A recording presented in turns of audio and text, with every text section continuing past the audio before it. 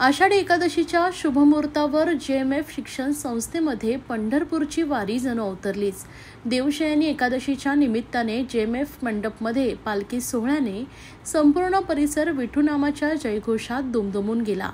या विशेष सोहळ्याचं प्रमुख आकर्षण ठरलं ते विद्यार्थ्यांच्या वेशभूषा, अभिनय आणि भक्तिपूर्ण सादरीकरण।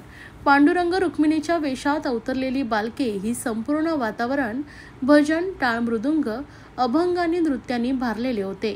इयत्ता 3री ते 5वीच्या विद्यार्थ्यांनी संगीत शिक्षिका श्रेया कुलकर्णी यांच्या मार्गदर्शनाखाली चंद्रभागेच्या तीरी उभा मंदिरी हा अभंग सादर करताच उपस्थितांचे डोळे पाणावले।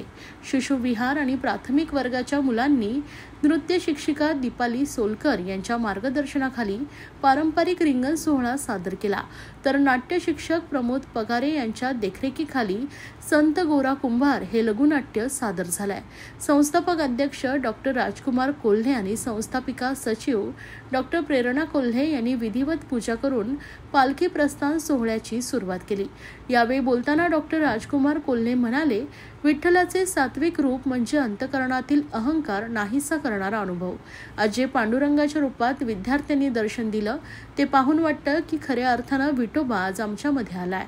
डॉक्टर प्रेरणा कोल्हे यांनी विद्यार्थ्यांना उद्देशून सांगितले, देवशयनी एकादशीपासून विठ्ठल 4 महिन्यांच्या निद्रेत जातो, त्यानंतर देवगण संसार कारभार सांभाळतात।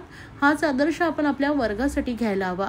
शिस्त, सहकार्य आणि जबाबदारी यांची शिकवण हीच खऱ्या अर्थाने वारीची प्रेरणा आहे। या कार्यक्रमाचं विशेष आकर्षण ठरली ती विठ्ठल रुक्मिणी मंदिराची हुबेहूब प्रतिकृती, जी नरेश पिसाट, अवधूत देसाई आणि विठ्ठल कोल्हे यांच्या मेहनतीतून उभी राहिली। मंदिरासमोरच तुळशी वृंदावनाची सजावट करण्यात आली होती।